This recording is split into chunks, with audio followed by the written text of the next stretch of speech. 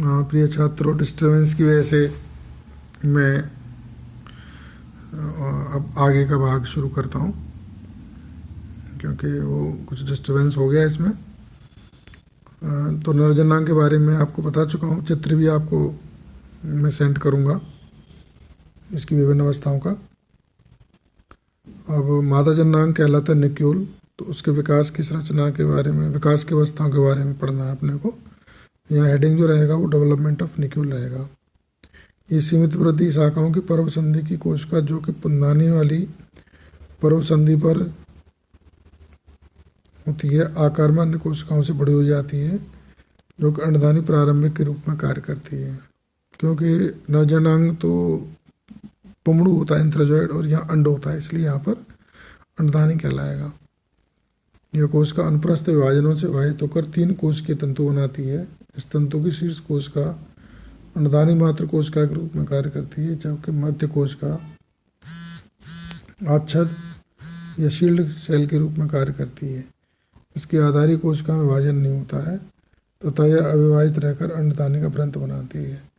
अंडदानी मात्र कोशिका का जीव द्रव्य सघन होकर एक केंद्रीय अंड में रूपांतरित हो जाता है। अंड के विकास के साथ साथ आवरण कोशिका, आच्छद कोशिका भी कह रहे हैं इसको, में उदग्र विभाजन से 5 आच्छद कोशिकाएं बनती हैं। प्रत्येक आच्छद कोशिका में एक अनुप्रस्थ विभाजन होता है, जिससे 5-5 कोशिकाओं की 2 परतें बनती हैं।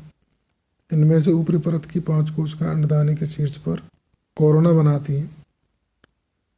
ये देखिए, अभी भी एक नया नाम आ गया, कोरोना। ये अपनी बॉटनी में तो संरचनात्मक रूप से उसका भाग पूर्व से प्रचलित नाम था, लेकिन अभी हम कोरोना वायरस के संक्रमण से जूझ रहे हैं। और ये ऐसा नहीं है कि कोरोना नाम वायरस के लिए लिया गया हो। वनस्पतिज्ञों ने, आप याद कर सकते हैं कि कारा का जो मादा जनांग निक्यूल होता है, उसका शीर्ष भाग भी कोरोना कहलाता है। ठीक है, ये याद रख, ये याद हो जाएगा आपको, क्योंकि ये कोरोना वायरस के संक्रमण ने सब कुछ उलट पलट कर दिया है। फिर भी मैं बार बार इस चीज़ को रिपीट कर रहा हूँ। तो हमारे यहाँ भी कोरोना तो पहले से ही था, ये ना, नाम तो था ही। अब कह रहा है कि जबकि निचली परत की कोशिकाएं दीर्घित होकर अंडदानी के चारों ओर एक आवरण बनाती हैं। इन कोशिकाओं को नलिका सेल्स कहते हैं, ट्यूब सेल्स कहते हैं।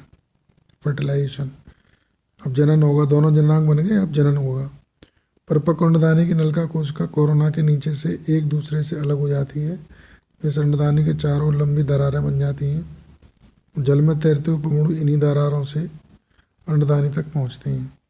एक सक्रिय पुमड़ू अंडदानी में प्रवेश कर जाता है, जिसका केंद्रक अंड केंद्रक से संलयित होकर दुगुड़ित निषिक्तांड ऊस्पोर बन जाता है।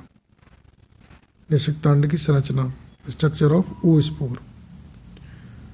दुगुड़ित 2n मतलब दुगुड़ित निषिक्तांड बनते ही अपने चारों ओर 4 परती मोटी भित्ति स्रावित कर लेता है, जिनमें से बाहर की 2 परतें रंगीन तथा भीतर की 2 परतें रंगहीन होती हैं। अंडदानी की भित्ति के फटने पर दुगुड़ित निषिक्तांड मुक्त हो जाता है तथा जल स्रोत की तलहटी में बैठ जाता है।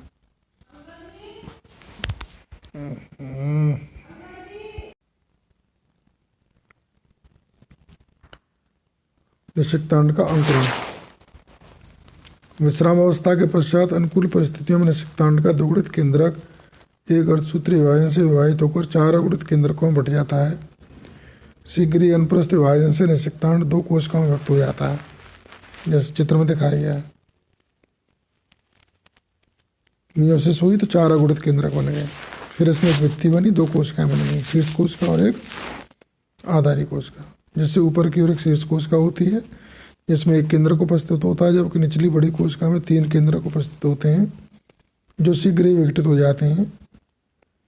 शीर्ष कोशिका उदग्र विभाजन से विभाजित होकर 2 कोशिकाओं में बट जाती है। ये आपने चौथे चित्र में देखेंगे, नीचे दे रखा है। इनमें से एक मूलाभासीय कोशिका तथा एक शीर्ष अक्षीय कोशिका के रूप में कार्य करती है।